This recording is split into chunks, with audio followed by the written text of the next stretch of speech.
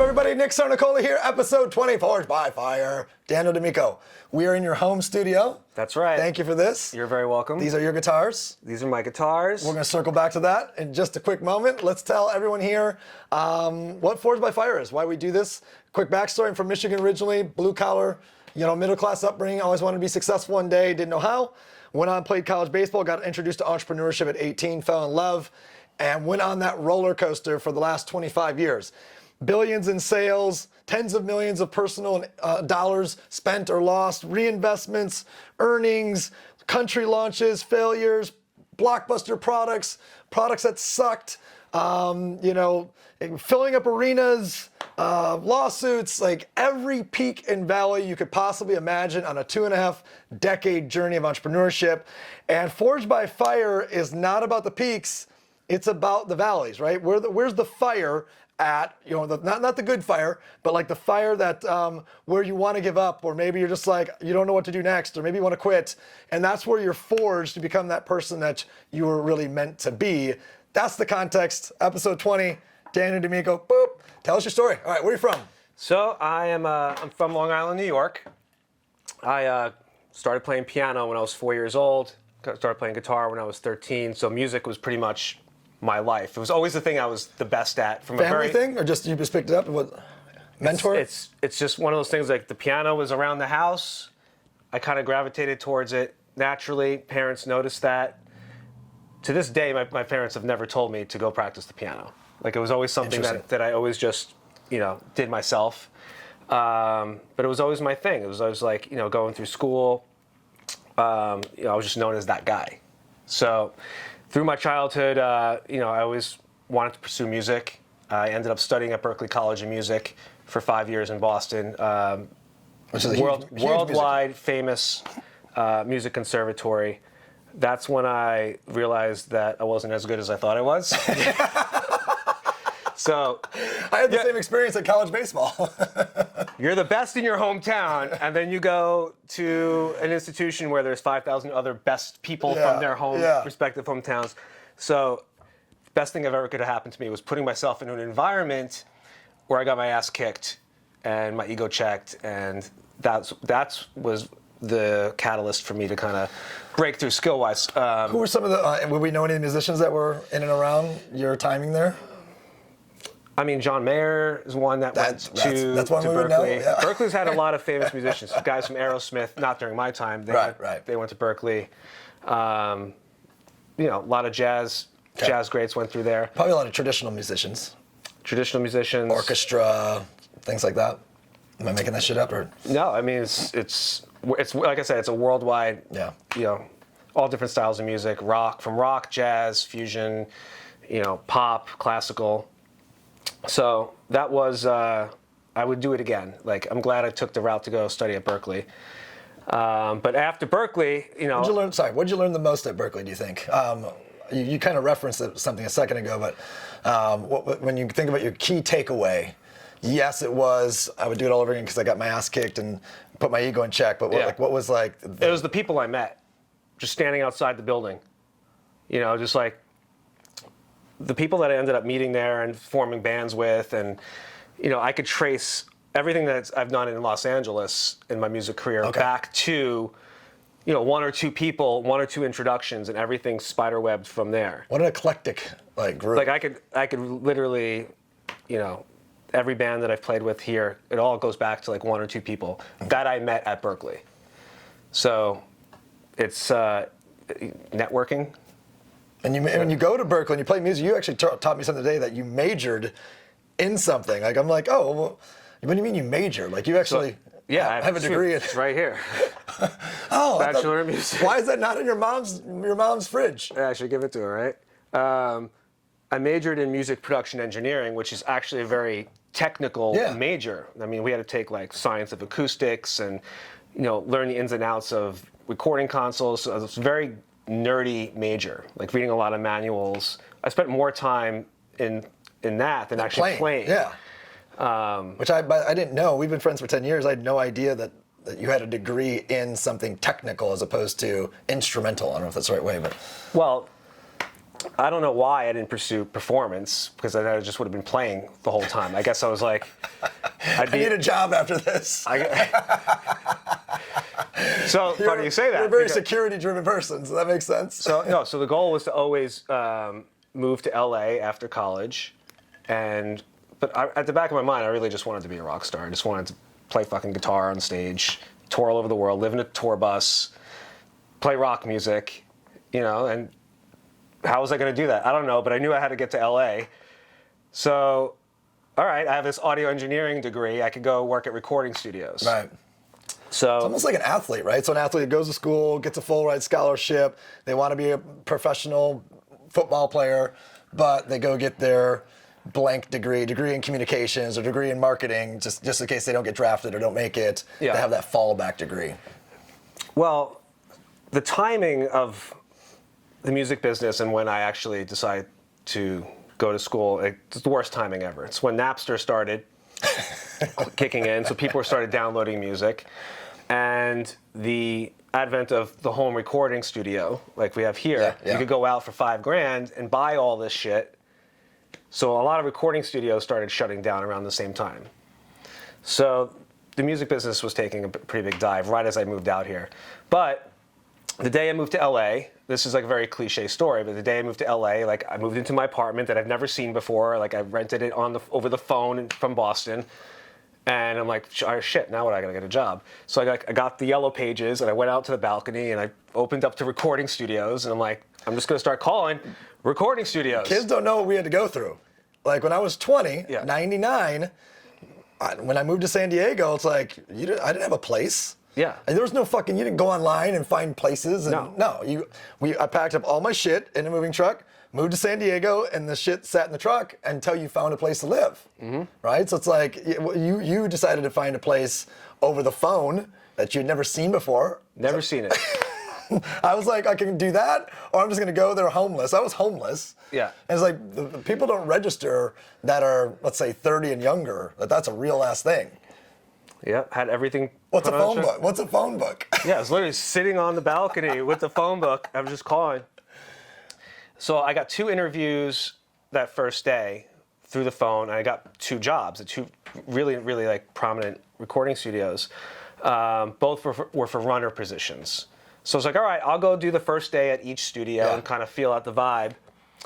So the first studio I went to, I'm not going to name it, they were assholes.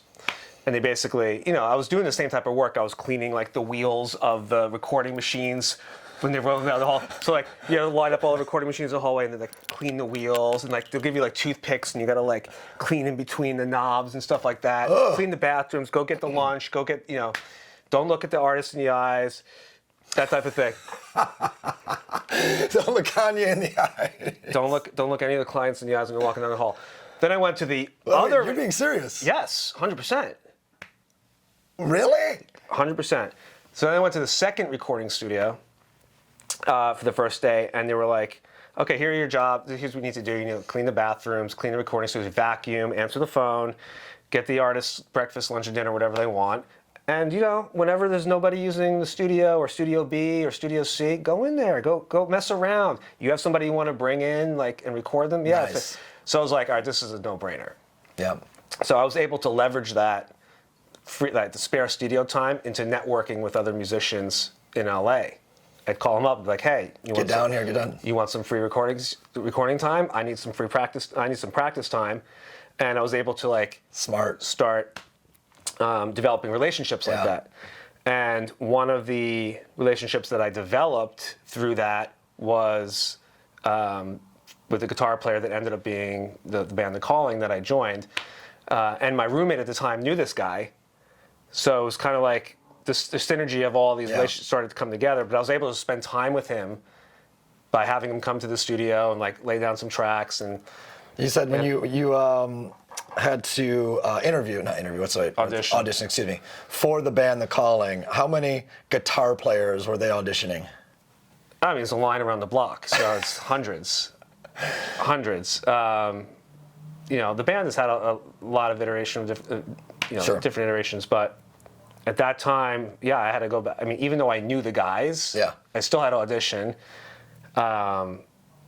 and go through that process. So when you're in a real fucking band, it's not like, hey, call Charlie and see if he wants to join the band and we're going to be big. Like, this is like hundreds of people that you're competing for that one yeah, spot. because at the time, that band was very well established and famous and just about to release their second record and the world tour is slated, like you could see it, like next 18 months. It's a real ass thing. Yeah. So you're actually auditioning to be a part of a world tour as opposed to just like, you already know what you're signing up for. Yeah. So when I got the gig, I've only been in LA probably 5 months at the time, which is really, really fast for that to happen. I didn't even have a passport. I had to get a passport rushed. And then I had to go quit the job at the studio, which was kind of like, I felt bad. Yeah. Because they were so cool with me, but they were like, we understand, like you literally have to do this. Well, for anyone under by 30, we have to create some context for the calling. Right. Because old guys like you and I, now that we're over 40. I started auditioning for the calling when I was still in college. I remember I was making demo tapes and sending them, walking down to the post office in the manila envelope and like sending the CD of like a demo that I made. They probably never heard it. These guys probably still never heard it. But you know, like I said, I made some connections at Berkeley where they knew the guys in the band directly. So like my name just started popping up more and more and more and more. I brought them into the recording studio when I was in LA. And then when the spot came up for like the audition, I was like, all right, obviously I'm gonna try out, but it doesn't mean you're automatically in. So I was still like in line. Sure. You were networked, but you had to do the work. Like, it's fucking work. It wasn't like, you know, there's no like freebies. Yeah, it was. Yeah, but it was incredible when I got that gig because I like Monday, it could be like Monday, May 7th, I was cleaning a toilet, and then like Monday, May 20th, I was on stage in Sweden playing show number 1. Come on, all right, let's talk. So, what level of recording artist was the calling? What, like, how many records? How many countries? You guys bigger internationally than locally, or no? You had a number 1 song that. Yeah. So. Yeah, like give me, and you're always modest about this shit because I always try to talk to you about this stuff. So the calling was already established when I joined them. So they had one record out. They had a massive worldwide hit called "Wherever You Will Go." That's how I knew about them. That's how everybody knew about them. Everybody knows that song if you play the first 10 seconds of it. And which I try to do to you. Yeah. Anytime there's girls around, I try to play the song to make you embarrassed. Works. And the first key hits, and you're looking at me like this. We have to listen to this at a social gathering. Yes, we do. But yeah, I mean, at that point, I was just kind of like a hired gun. You know, I'm joining a well-established band. Everything's like lined up, tour is lined up, ready to go. So it wasn't till later on that I started like getting closer with the singer Alex, and we became very close friends. We started writing music together. That's when I really hit my stride as far as songwriting, and my dream was always to write my own songs or write songs with other people and perform something I wrote, in front of large crowds and touring. But yeah, I remember like the How first many countries? I have no idea, 30, 40. But I remember just like 30, 40, whatever. I remember I loved the gypsy lifestyle, like living on the tour bus. Like I'm built for that shit. Like I'm a road dog. Like I love. You were built for that shit. I can't even get you out to Miami, get you out of this. No, so I mean condo life you got. Yeah, at some point I was like, I just want to be in one spot for a minute. So. What was your favorite country you ever played for? Brazil is always a great time down there. Rio, Sao Paulo. The fans down there are just they're amazing. I mean, they have a lot of enthusiasm and love for the band. How many people was the biggest crowd? There's a photo on the wall over there. We played a festival called Party in the Park in London. That was about 180,000 people or something like that.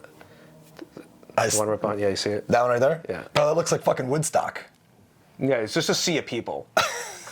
So you can make out people's faces for like the first 3 or 4 rows. Yeah, and you can kind of make out like heads, and then it's just a sea of people. What's like the high of the high? What's the feelings? What's the like? Give me the goods, man. There's no feeling in the world like being on a stage, playing rock music with a fucking loud guitar. Tens of thousands of people in front. Like there's It's better than anything you could possibly think of. For me, it was. Yeah, yeah. You know, it's a very unique feeling. Music's the only thing that gives me goosebumps.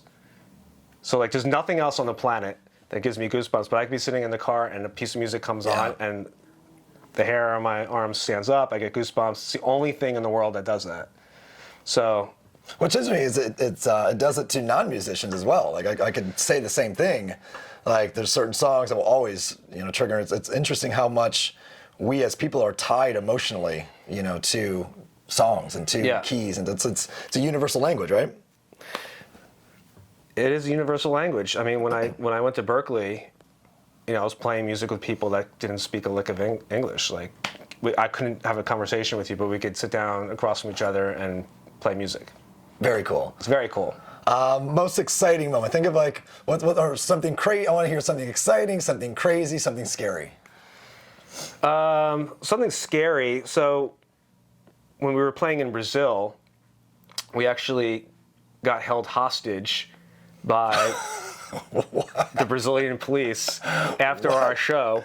We played in a city called Florianopolis, which is a little bit more inland. Okay. Brazil's not safe to begin with. So we come off the stage after our show, and our dressing room is kind of like in disarray, a little bit trashed. And then the police come in, and they said that we need to pay them $5,000, or they're not going to let us leave. And they they had like, you know, the full semi-automatics, and they were just out for a money grab. They pretty much held us hostage. So we had to get the promoter to come in, and he couldn't do anything. So we had to source $5,000 to get out of there, where the police were just not going to let us leave. So that was pretty terrifying. I remember being in the bathroom with my passport, trying to call like the passport, like the U.S. embassy or something. Yeah. Because we weren't in the major city anymore. We drove like an hour inland. We were on dirt roads to get to this festival. Jeez. Because that's definitely scary. That's scary. What was the most fun moment, or one of just you look back? You know, not necessarily with the calling, but like through my music career. Sure. You know, playing on like, you know, I played on Good Morning America a couple of times, which is completely live to like 80 million people. Yeah. So I played with an artist, Emmy Rossum, once, where it was just piano and her singing, and it was I was very exposed. There's no other musicians going on. There's no other notes going on except for me and her. So you can tell the difference between your fuck up and her fuck up. If I fuck up, everyone's going to hear it, and there's no way to go back and edit it. Yeah. But the TV shows were fun. Like, I played Letterman, I played Leno a couple times, Good Morning America, American Idol. Those are always fun.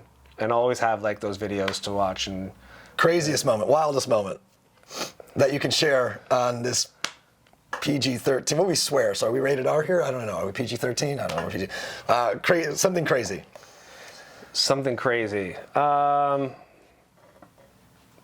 don't know. I mean, just like, you know, living that gypsy lifestyle and playing like, we had one run, it was like 10 shows in a row, and just 10 days, 10 shows, 10 countries. Yeah, it was something like that. But it was just wake up, boom, right into the venue, sound check. You know, go to a meet and greet, play the show, get on a plane, go to the next city, boom, boom, boom, boom, boom, boom. It's just like you're in it. Yeah. And it's just more of an overall. I don't think there's one like poignant, like crazy thing. Like getting held hostage is pretty fucking crazy. I'd classify it as scary. Yeah. Fun crazy, not like scary crazy. And you can circle back to it.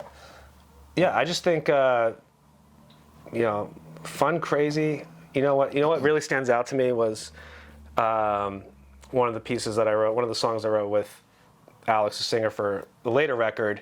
We had an orchestra to play on half the record. Right. And we did it at Capitol Records. And I remember I was like, when I first moved to LA, I looked at Capitol Records. It was such like an iconic thing to me. And I'm like, now I'm fucking in Studio A, Capitol Records, as an orchestra. I'm holding the score in my hand. I still have it somewhere, of a song that I wrote with a 60-piece orchestra playing it. And it was like a pinch yourself moment. That was fucking cool. That's fucking badass. Yeah. Let's go America for a second. Favorite city in America to play for? Best fans in America? That's a good one. I mean, Chicago's great. Okay. New York is great. Portland. Portland. Yeah. Worst city. Minneapolis. Is that where you're from? I'm from Grand Rapids. We're connected somehow through the Upper Peninsula. How about we talk about best country, worst country to play for? Just no energy, dead, or lower energy. That's a tough one. Well, you know, I wouldn't say it's the worst, but when we played in Asia, Yeah. the crowd just stands there Yeah. and looks at you. Yeah. And then like you're playing a full balls to wall rock show, and the song ends, and You're like jamming it like. and they'll just be like. Yeah. Okay. That's Yeah. what I mean. Okay. But culturally, it was one of the best experiences. Okay. Like traveling there was really the furthest departure from any other place in the world that I've ever been. Like Japan, Tokyo. Yeah, Tokyo, Osaka. Taiwan. Yeah, that's. Hong Kong. No, we went to Singapore. We went to Singapore. Okay. We actually, one crazy experience is we had the Prince of Brunei Okay. fly me and the singer out first class to play 3 songs acoustic for his birthday. And Stayed there for 2 days and then flew back, paid us an absurd amount of money to do it. That was a trip. that's what I'm talking about. Yeah, that shit's great. I'm sorry, I was gonna get going and start Yeah, we're remembering gonna dig back into these stories. We're gonna dust them off. the crazy. Now I remember another one. So I was playing with David Cook. I was David Cook's guitar player and like music director. He won American Idol Yeah. years ago. We co-sponsored one of the tours. Yeah, exactly. The Neon Energy drink. Yeah. We did a lot of was it? We did a lot. We worked together on that. We were on that together.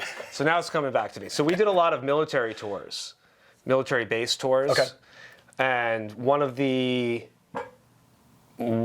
tours involves us playing on Memorial Day on a warship in the middle of the Persian Gulf.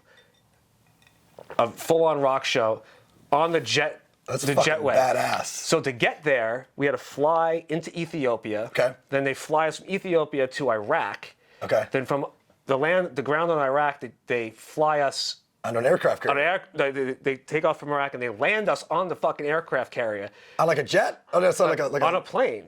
Like, How big? I mean, it's not huge, but it's like a propeller plane. And I got you. Okay. So we land in the middle of the Persian Gulf on like the USS Roosevelt. How tired are you? Pretty tired. We slept there overnight on the ship, woke up the next day, played a full-on rock concert on the jetway on Memorial Day, took a helicopter off of that, flew to the nuclear war sub that was also in the Persian Gulf, played another acoustic set on the nuclear sub. Like underwater or? No, it came up. It was like, Okay, but you. it was a nuclear, sorry, not a sub, but it was a nuclear, it was like their where they have all the nukes or whatever. Different ship. Okay. Above, but are you on top or are you in the ship? Like I'm in the ship. Yeah, you're in the ship. That's a sub. Then they fly us the helicopter back to the main aircraft carrier. Yeah. And then they shotgun us off of that back to our. I mean, I'm firing machine guns off the side, like fucking into the ocean. That's something that most people never get to Sure. do. Did you see Iceman or Maverick or? Maverick was Maverick he was poking around. That's a crazy experience that I had. Thanks to music. Other fun musicians that you interacted with that you're like, wow, these guys are awesome. Just great to either play with or interact with. I'll take it easy. I won't go the other direction that you didn't like, unless you're just like, I really want to tell you about this asshole. Who's somebody that you're like, or a couple people you just loved interacting with or playing with? I enjoyed playing with David Cook because I mean, he's professional, but his voice, he was just always had the perfect pitch. Like he just was always right on. Yeah. So I got really spoiled with that. And good songs, good songwriter. I had a lot of fun playing with him. Other bands. I'm thinking who we toured with. Yeah, people you either that open for you open for them, or maybe you just cross paths with and you just hang out. We did a tour opening for John Mayer in Australia. That was really dope. Oh, that's fun. Yeah, and got to spend some time with him and chat it up a little bit and have a couple drinks and whatnot. And that was a memorable tour. And I don't know. I think a lot of this is it's coming back to me as we're talking about it. Yeah, this is a decade ago. Yeah. Or longer. Yeah. John Mayer slays, doesn't he? Yeah. In multiple ways.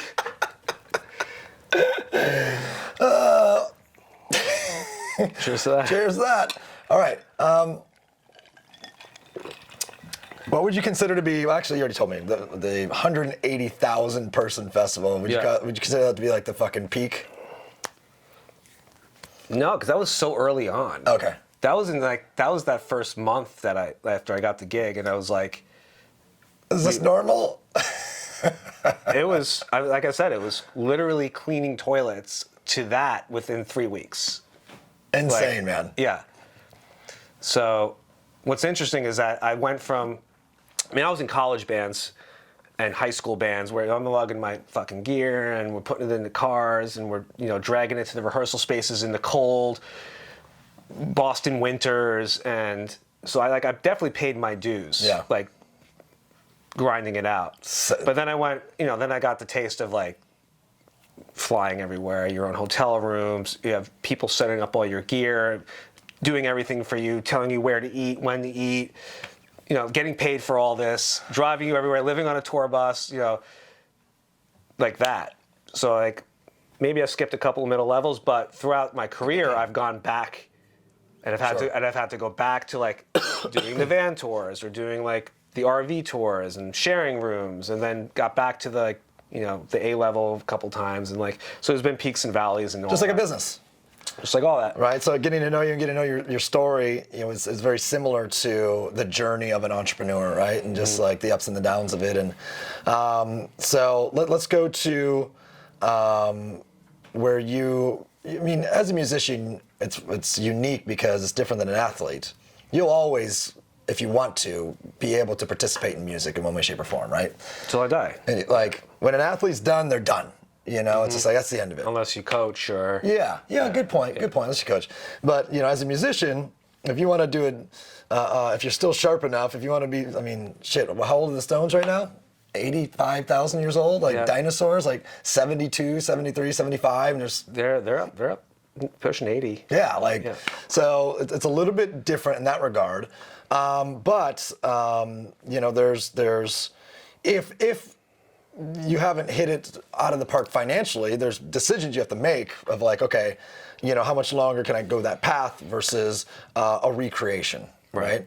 And at what point do you start to realize, okay, shit, I'm gonna have to totally recreate myself. I'm gonna have to begin to throttle down music and figure out a new direction. Yeah, I knew the moment. I had a tour lined up with an artist I was playing with, and I could just see kind of down the field, like, because I've done this type of tour so many times. I've done this same type of tour with the same artist, and I was just like, I'm on a treadmill right now. I'm not growing. I'm not moving anywhere financially, and not moving in the right direction financially. So I made a decision, actually laid on the floor right there when I called the tour manager, and I was like, I'm not going to do this. And there's like thousands of people in this town that are like ready for that phone call. But I wanted to be in one place I was on tour for a long time. So like a decade, yeah? At least, a decade of most of the year being gone. And I loved it in my 20s and then half my 30s. When I was like 35, I was like, I kind of just want to chill for a minute. And so that's how I kind of transitioned into the real estate game, which has been great. Yeah. But the grass isn't always greener. I'm more financially stable, obviously, but now I want more of that creative outlet still. So it's finding that balance. Yeah. What were the feelings when you knew you needed to transition out? What was the hardest part about it? How do you allow yourself to go, super low? You're like, you're like, hey. I felt like I did a lot of the things I wanted to do in music. Yeah. So I didn't feel like, like I said. You didn't feel like you're giving up on a dream? No, because it was like the tour that I was booked, that I was ready to go on, it's like something I've done a dozen times. I already knew what the money was going to be. I knew what the cities were going to be. Played all the venues. I've done. Fuck Minneapolis. Fuck Minneapolis. I think we slated to play there 4 times. It was just time. You just know when it's like it's time for a change. Being a musician is mostly just struggling like day after day after day, and I just don't want to be, in my 50s living on a bus, making $40,000 a year. That's just not the stress. The stress of trying to live like that will motivate you to like find another way. And what's going through your head of, okay, shit, I got to learn a whole new skill set. Did you know real estate was the next step? When you're starting to think that you just resign out of the tour or passing the tour. Yeah. Well, it wasn't a hard right. I was getting my real estate license while I was on tour bus. I was reading the books, taking the tests. And I thought maybe I'll get the license if I want to transition. At least I'll have it and be easier to do. Real estate is by no means easier than the music business. If anything, it might be a little more difficult. It's very saturated as well. But I think it's also something you can do your whole life. Yeah. It can be very financially profitable. It's very difficult to make money in music. And if you do, it's usually a one-off thing for a while. So any fears of, will I be able to make this transition? Or is it just like, I'm good. Anything I put my mind to, I fucking master it, so I'm going to master that too. Or what's kind of there's a bridge there, right? It's like everything and your full identity is about to change. Well, the identity change took years. Because everybody, first of all, for everyone to think of you as a musician and then transition to thinking of you as somebody in the real estate business, that takes years and years and years. It took me probably like 3 or 4 years for people to kind of make that change in their mind. But yeah, it's like for the first 2 or 3 years, I struggled with that because I was like, I still had one foot in music. And, and I still do music now. I mean, yeah. I'm probably going to go back on tour next year for a couple of weeks. And I'd love to do like little 2-week, 3-week runs, which is perfect. That's like a vacation for me. Kind of like feeds the creative outlet. You have to have the creative outlet alive still. Because when I think of how this translates back to solopreneurs, entrepreneurs, sales professionals, it's a career change. I had a company that was so this and now that's gone, and fuck, how do I go recreate that? Or you have to reinvent yourself. Yeah, 100%. Yeah. So what's some of the strategies? Let's go what did you do strategically, either mentally or branding or anything you did strategically to make this shift? I made sure to find a mentor. It's like starting over from scratch with anything else. That's great. Okay. I found a great mentor, a great team, and someone that provided the infrastructure and support to I've been successful in one industry before, so I've proven that I could have success, right? So that I've leveraged that to get into the doors, to get meetings, to get interviews. So joined probably one of the best real estate teams you could join in Los Angeles, in the country. And they gave me the opportunity. They threw me in the deep end. I'm still with them to this day. And mentorship has always been, even with music, just having a mentor, business, in life, whatever, it's huge. Which you talk about every single day. That's fantastic advice. I mean, I think people underestimate. It's like, okay, well, I've made it to the top of this. I'm going to go get a mentor and I think there's a lot of ego in that for people that they let that stop them. Yeah, the toughest part is like you're starting from scratch. Yeah. At 35 years old, it's like, well, I'm going to have to either start now or stay where I'm at. So that was the toughest part. Key ingredient, find a mentor. So you got one, but you have to make this transition. New industry, new learnings, what type of work ethic, what type of discipline, or does it just come naturally to you? Like what's some of the characteristics and attributes? The other difficult component of it is how you view yourself. Because I always, my identity was always musician, musician, musician. I play guitar, I play piano. That is who I am. To I am in real estate. I sell real estate. I'm a real estate agent. You know, that took a long time.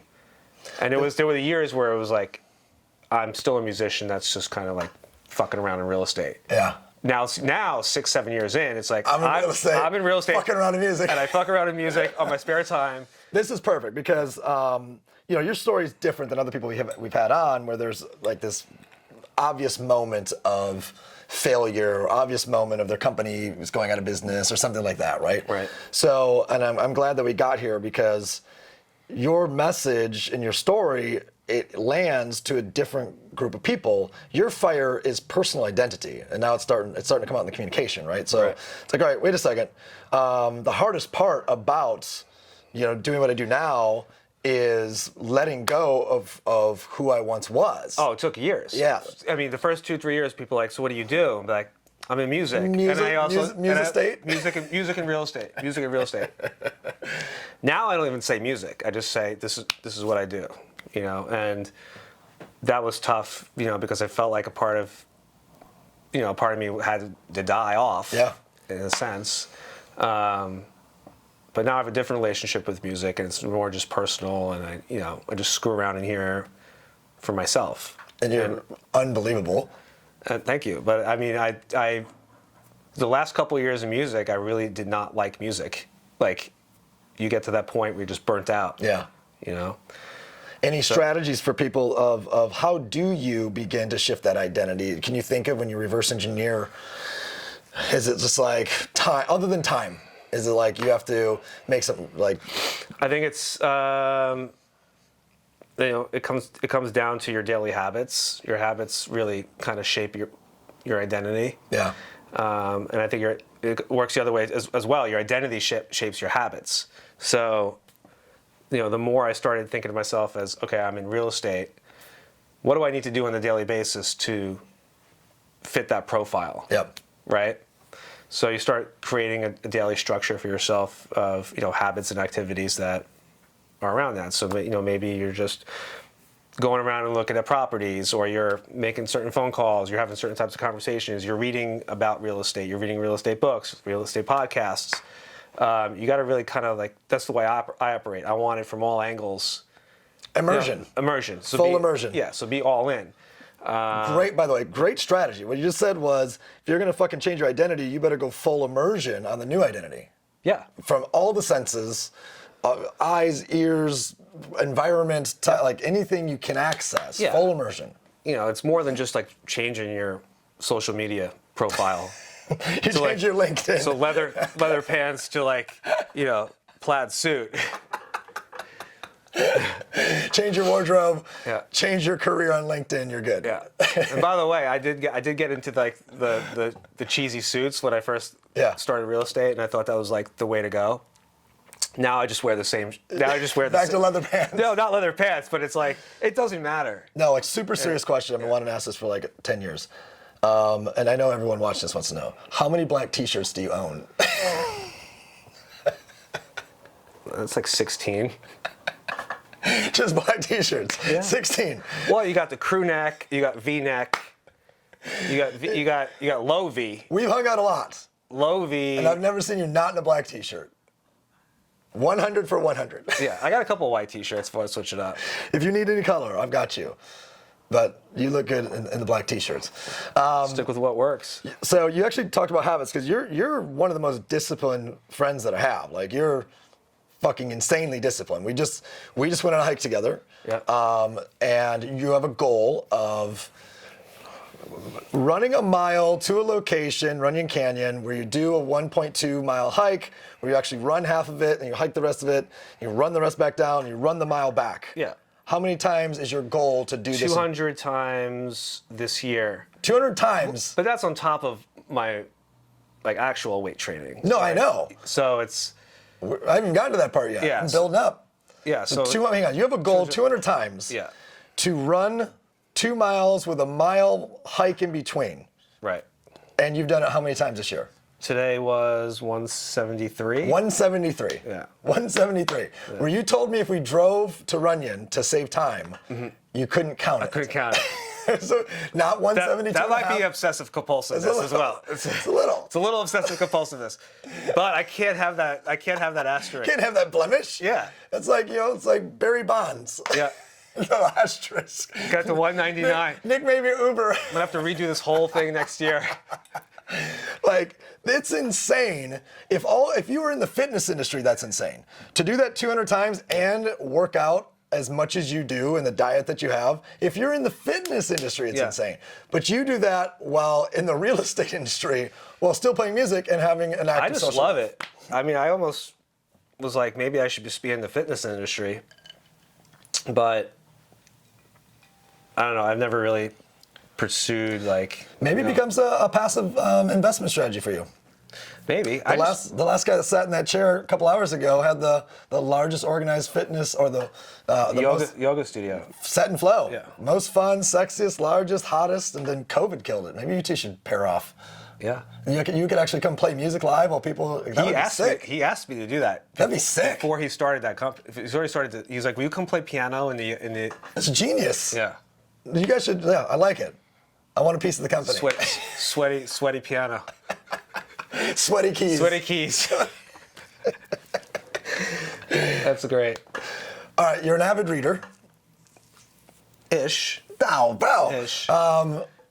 2 or 3 books regarding on the topic of success principles or results or for people that are watching this. A couple books that you love. I love Meditations, Marcus Aurelius, which is a classic Stoic book. Wow. There's another one called. There's another one about. It's not written by Naval Ravikant, but it's basically a combination of, or a collection of quotes and ideas about him. Okay. Can't remember the name, but there's not many books on Naval Ravikant. Really enjoyed that. And say the name again. Naval Ravikant is the guy's name. Okay. I'm learning something right now. Tell me more. Yeah, I'll show you the book after the podcast. Eckhart Tolle's A New Earth was a big book for me. Okay. I actually went to see him speak a couple weeks ago. That's more on the spiritual side. Yeah. I like Jordan Peterson. I love Jordan Peterson. So I've listened to. He's a fucking savage. I listened to both of his books, which is not enough. Listening to books is That's what I do. I do it too, but if I really like what I'm listening to, I'll read the book. Okay. After. So I'm rereading. Which one of the two do you like better? I like 12 Principles. Okay. Yeah. But he just listening to him will make you smarter. He's so fucking brilliant. Yeah, he's I think one of the top thought leaders today. Agreed. Okay, shifting a little bit out of your story and kind of rounding out the conversation. I think people underestimate what it takes, the work ethic, the drive, the habits, for someone to be, the top of their game as a musician. I think they overestimate the talent side of it and they underestimate the work side of it. And I have such respect for what you do in your daily routine. Go any direction you want. 3 top tips for anyone watching this that wants to create success in their life or more or whatever, any direction you want to go. For music specifically? No, just well, it's probably in business, right? But what I'm saying is your music habits and work ethic translated over to business. Yeah. Right? It's like, well, all my habits are, they're not huge surmountable mountains that I need to conquer every day. just 200 mountains. 200 mountains. But whatever it is, so if it's an exercise routine, pick something that you enjoy doing so that you will do it consistently. If it's a diet that you're choosing, pick a diet that you're not gonna just do for 30 days. Pick something that you actually can enjoy and do long term. So I'm big on consistency versus I'm not gonna go to the gym for 6 hours today. I'm gonna go for 30 minutes, but I'm gonna go for 30 minutes 6 days this week, and then take 1 day off. Yep. So it's a lot of bite-sized habits over a consistent time. So Compound effect, and I stack. I like stacking different habits. So if I'm going to do my cardio, And one of my other habits is that I want to listen to 30 minutes of an audiobook a day. I'll stack that. Smart. Right? So yeah, or if I'm like, I want to stretch 15 minutes every morning, so maybe I'll put on something to listen to that's like a podcast that I want to listen to, and I'll stack that together. Like Forged by Fire. Like Forged by Fire. Duh. Check it out. The habits always change. I believe in a morning routine. A morning routine is very important. I always like to journal. I have 6 different habits that I try to hit every day. Tell us. So one of them is stretching, because I'm old. Meditation, visualization, which you're big on. Yeah. 30 minutes of an audio book or podcast, like educational podcast, not like a fucking bullshit one. And then read for 30, 45 minutes. Nice. So that's 6? It's 5. That's 5. And then what was Number 6 is journal. No, I don't. No, because that's automatic now. So once a habit becomes automatic, I take it off the list. Oh, no shit. Yeah. So like journaling is like eating. So you don't have a habit to eat. So you no longer have a habit to journal because it's automatic. Yeah. Huh. So stretch, meditation, visualization, read, audio. There's one other. Maybe I took it off the list. If I could do 4 of the 5 in a day, then I'll consider Killing it. Then I'll consider it a win. Do you have business habits where you're like, okay, I must do 10 outbound calls, or I must do 5 blank, or I must do? Yes, it's more tailored to, like, I will spend 15 minutes every day reading from XYZ, like real estate websites. Right. Like, make sure I'm up to date. Read something in my field. Sure. For 10, 15 minutes a day.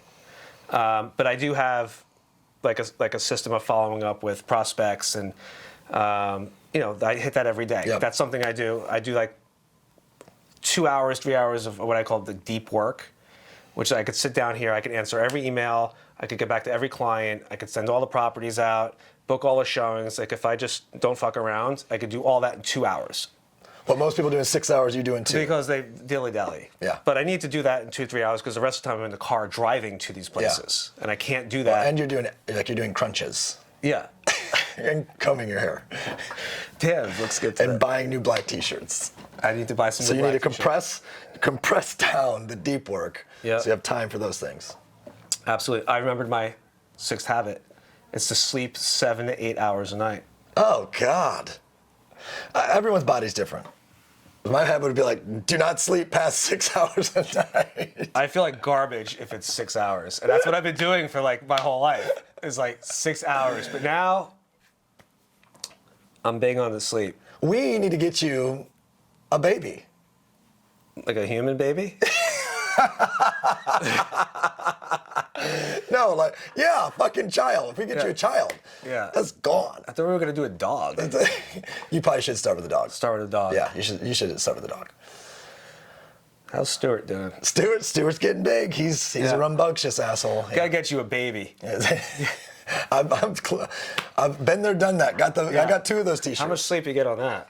Well, again, I mean, I'm a night owl, right? So it's like, I want to work late at night. I want to do creative shit at night. I want to work out at 10 p.m. And then all of a sudden it's 1:30. I got to wake up the kids at 6:45. So it's 5 hours and 15 minutes or whatever. Yep. I have no kids, no dogs. I got a couple plants that I water once a week. Are those real? Yeah. I'm proud of you. Thank you. Wow, you kept them alive.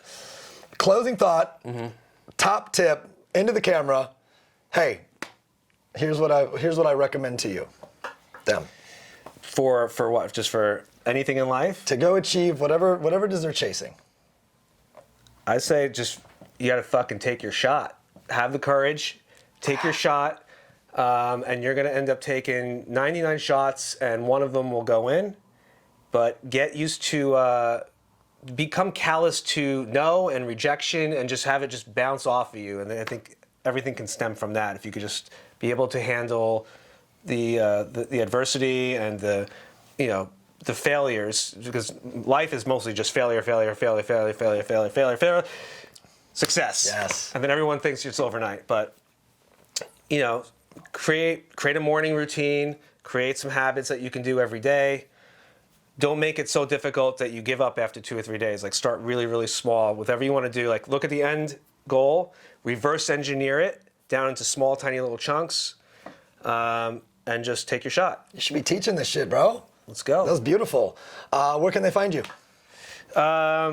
Instagram is _Daniel Damico. My music website is danieldamicoofficial.com. And my real estate brokerage firm is with the Altman Brothers for $1 Million Listing with Douglas Elliman. Yes. If you're in LA, list with this man. This is my boy. Thank you, Nick. And his advice regarding rejection is sound. I have seen this man repeatedly get objected at the bar. So I'm just kidding. Mastered it. He doesn't care. He just keeps going. He goes from rejection to rejection to rejection. All right, this was episode 20, and it was actually a new approach for us because you're the first, what I would consider, second celebrity, but first musician that I've been able to do this with. So it's fun to try to bridge these worlds together of success principles and entrepreneurship and business, and everything you share translates over. And it's great to see you winning and succeeding while changing your identity, but also being able to stay connected to your roots and your love and your passion, which is all around us. I'm grateful for you to allow me to be a part of your life. Thank you for having me. Everything you do. And episode 20, that's a wrap. We'll see you on 21. Share, like, tag, get it out to the world. Daniel Damico, thank you all for watching. Thank you.